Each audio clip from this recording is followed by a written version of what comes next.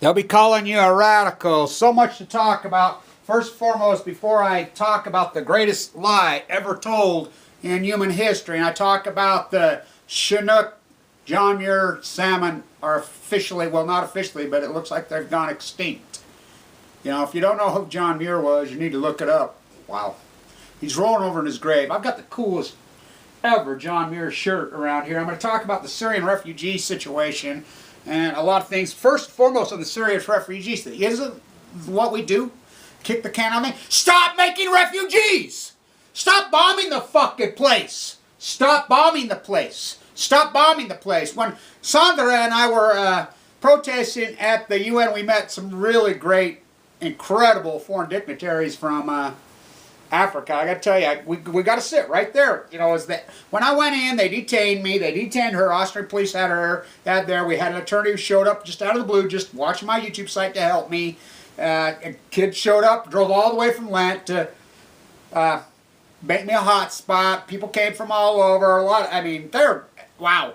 As the debate went, where we could protest, where what? I didn't have my camera going, but you should have seen the argument on where Austrian property starts and UN ends. And this attorney, he was great over there, and he says, well, the subway. And so finally, the white shirt stepped in and saved me. He rescued me and Sandra, and he says, nope, this is your spot. And I felt like a third base baseball coach. Don't step out of the box. You know, get you 1 foot, but that was my spot. But we met some really incredible foreign dignitaries. We got to meet part of the Security Council. We got to meet a lot of cool people.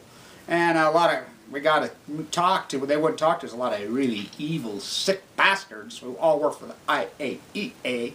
The person that sponsored my trip and everything that was over there, you know, I got to meet Freedom Eisenbauer, used to work inside the IAEA, and he personally told me, right to my face, he says, Kevin, the number from Chernobyl that the UN did the work, I worked on it, was not 4,400. It was 4.4 million.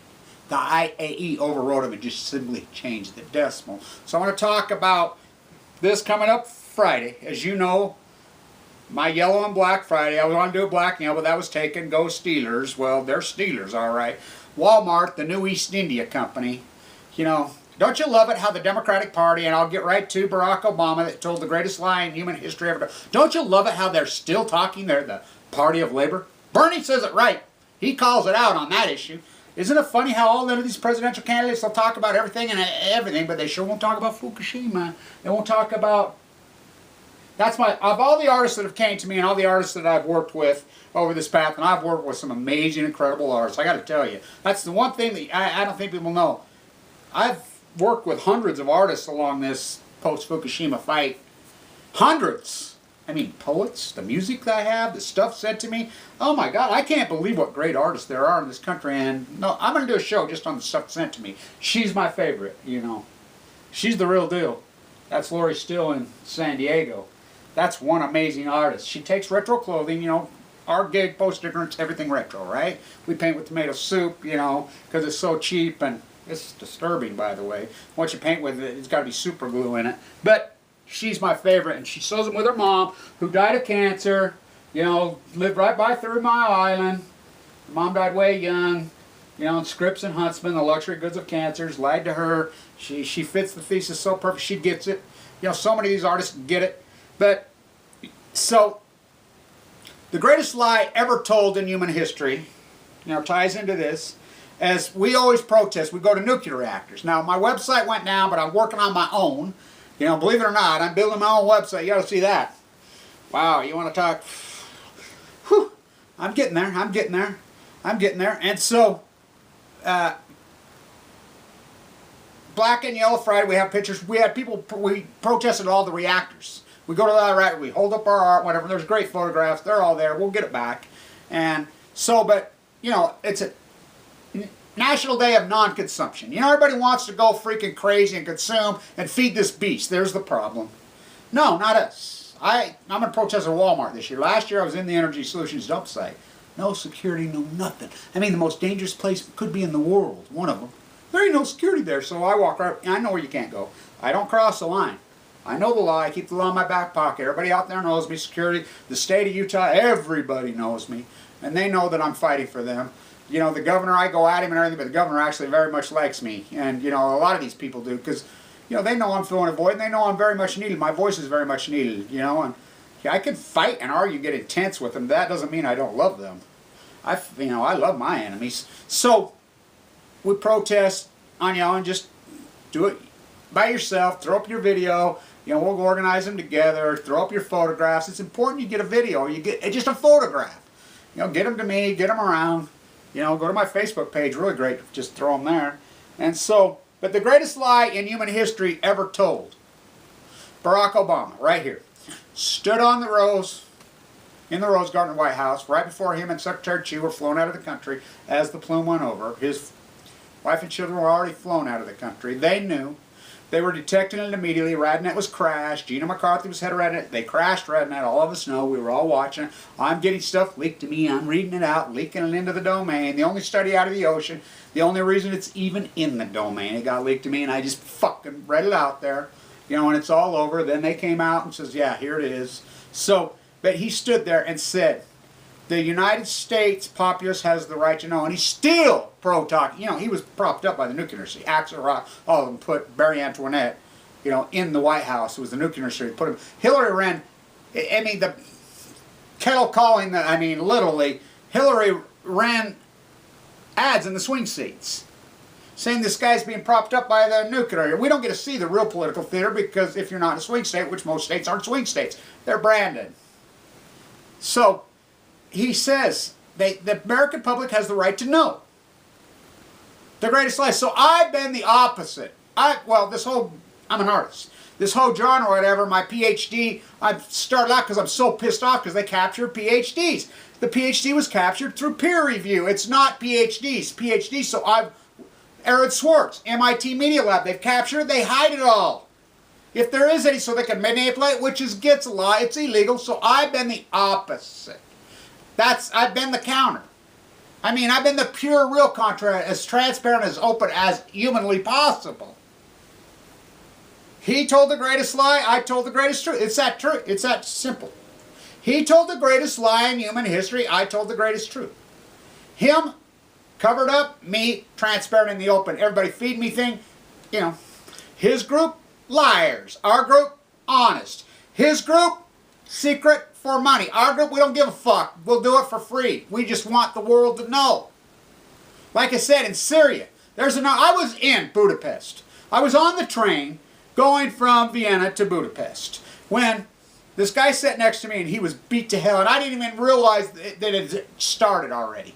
And he looked like an old farmer out here, because a lot of the farmers that I grew up right out here were from Austria, from, you know, that part of the world, you know, Syria, all over. There's a lot of them, you know, and he was beat up so bad, dignified looking older man. Looked like a farmer that you know, from my past. He reminded me of my grandfather. He was beat up so bad that he looked like he almost lost an eye. He spoke broken English. You know, everybody over there speaks English. Most people speak 3-4 languages, by the way. You know, so he told me the whole story of what's going on. I'm like, oh my God. So when I left Budapest and was headed to Germany, I got stuck in there. It was just starting. And I go like, what the hell? Because there's 3 main depots in Budapest, but one of them's closed. It's under construction, the one right downtown by the river. And by the way, if you've never been in Budapest, oh my God. Wow. And don't just hang around the river and the castle.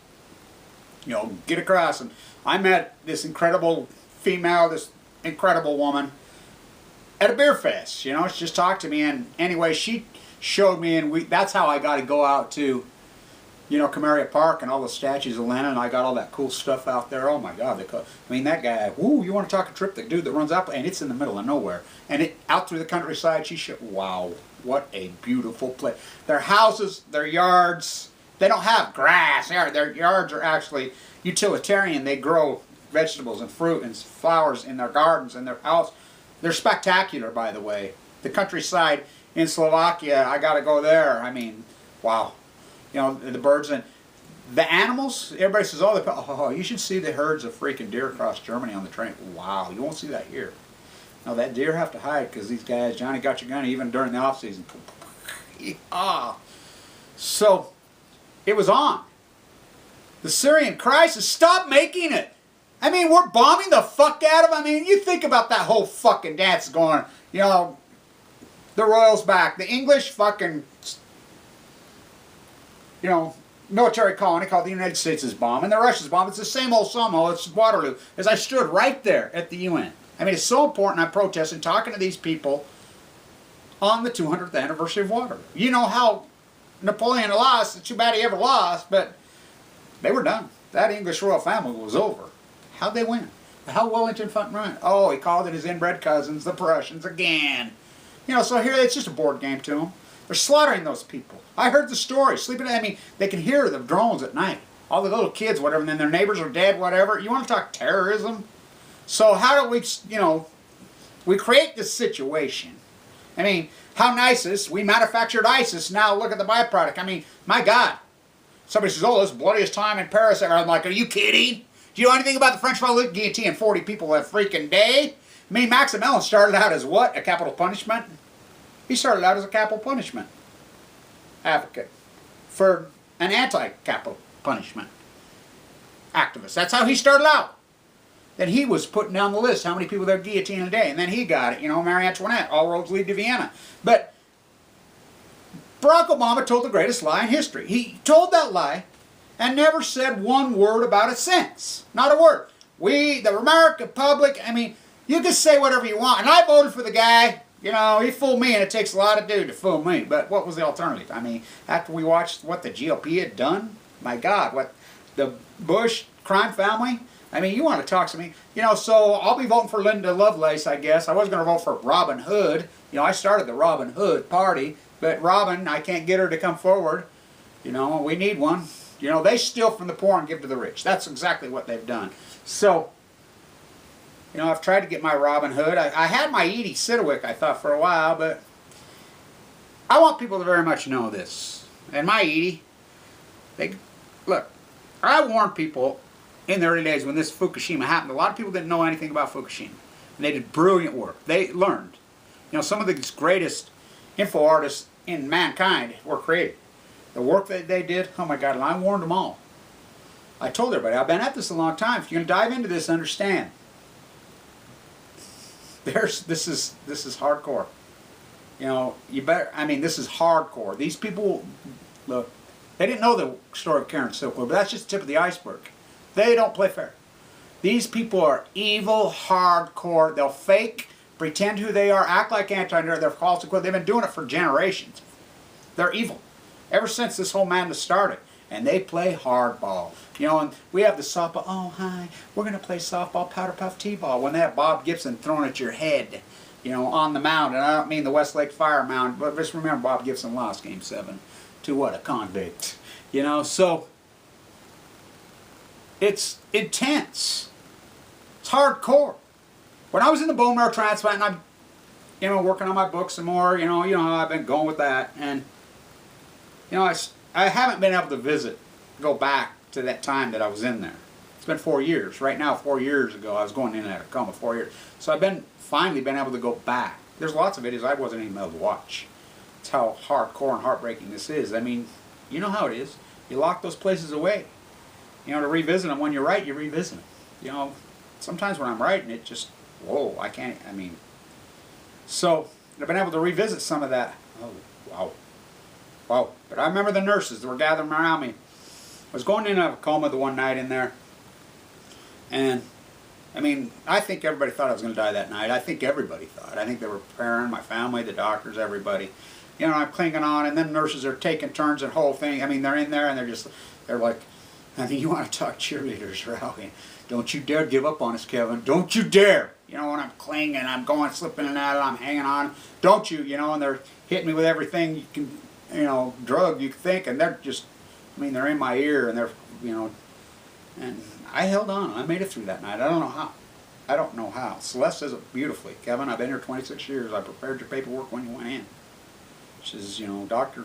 Peterson believed in you. Dr. Hansen believed in you. I've never seen, in my 26-year career, I've never seen a Red 10 walk out of here. I thought you'd be going out within the first few days. You should be very proud of yourself and the way you've done it. And they very much support me there.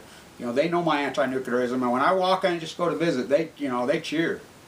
Because they know. They see it every day. The nurses, the CNAs, they love me. And they're amazing. One of my little CNAs in there, I mean, think about it. They do all the dirty work. I mean, they're amazing. One of my little CNAs that was in there, while she's working there, her mom comes in. Now think about that. Who I know. Think about that. Her mom died. She still works there. I mean, they're amazing. You know, they got me through it. You know, they got me through those bad few days. So to think that I can handle this, I handled that, I can handle this. I can handle it. You know, I'm fighting for all humanity. I love my enemy. I'm fighting for everyone. I'm going to fight intensely. And I'm pissed off because they've captured academia. Those aren't PhDs. They're in a fucking club. They're not PhDs. That's not PhDs. That's not fucking fair. It's not right just because they cheated and got it, just like the bankers. They cheated and got it. Don't mean shit to me. I'm about the fucking reality. And Barack Obama told the greatest fucking lie in human history. Now, I know big deal that the coconut, you know, the salmon are going extinct. John Muir, if you don't know who he is, wow.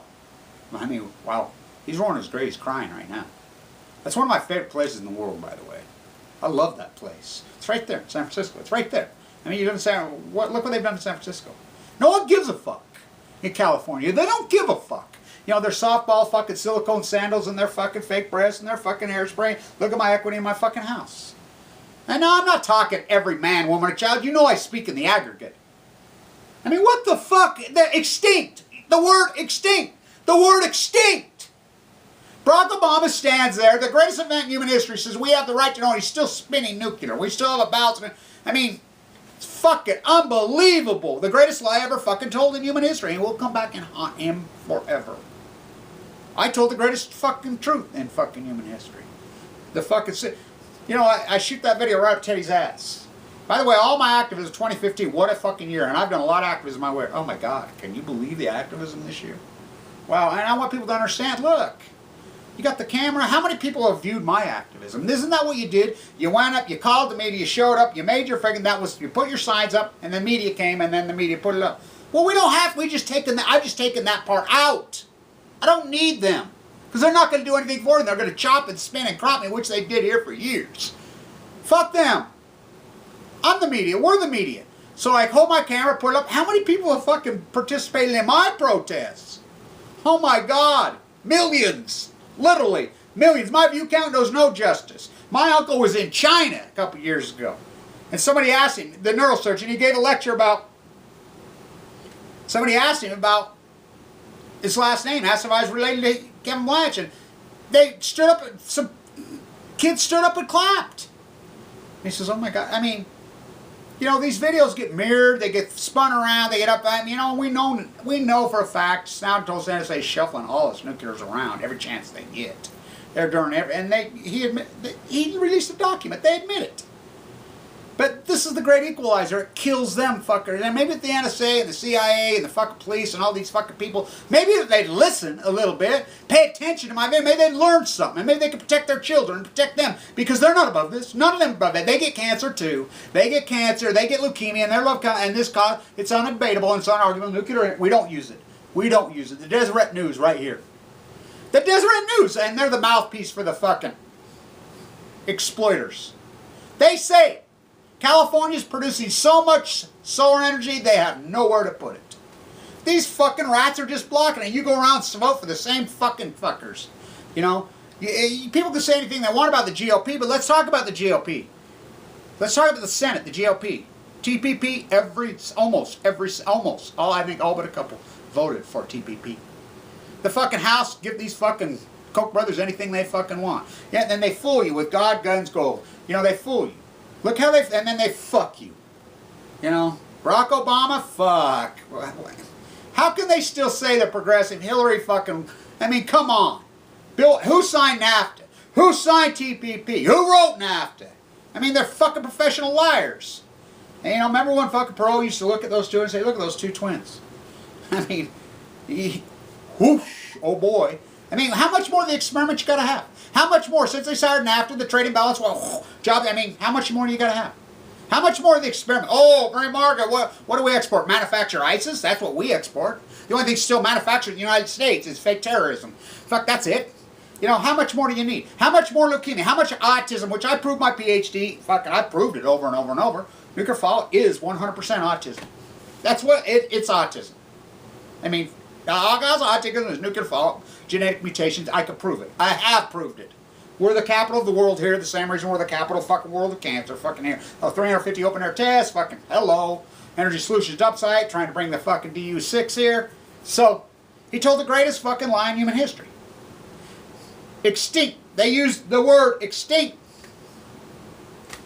You know, I don't know. Wow. I guess my mind just still lives in another world. I guess my mind still goes back to the 67 because, I have a photographic memory. I really do, and I guess I'm stuck there. And I still think that there's people like John Muir and Wallace Stegner and Edward Abbey and, Kerry Dixon, and I still think those people exist. Rachel Carson. Wow. John Kennedy. Oh my God. Wow. I still say the nuclear energy killed him. And Eric, who did the protest with me in front of the MoMA, with Yoko, and I got some people working that I'm going to try to do a thing with Yoko, believe it or not, because I go at her, whatever, and I got a spoof. I want to go at her because of her at the MoMA. She says we had an affair, because they met through their fathers, through Skull and Bones, which everything's Skull and Bones. You think that's craziness? You're a fool. It's not. I mean, that's who's running MIT Media Lab when Abe goes there. Aaron Swartz dead. I mean, hello. So, that's Eric in front of there doing that with me. Oppenheim, his famous father Dennis, and so we got to do that. Wow. What freaking great act. We got kicked out of the Unnatural History Museum, but even the people that kicked it out said they loved it because they saw it. That piece is freaking, that's a powerful piece of art in a lot of ways, and one day I'll explain. One day maybe I'll get in a platform and be able to explain.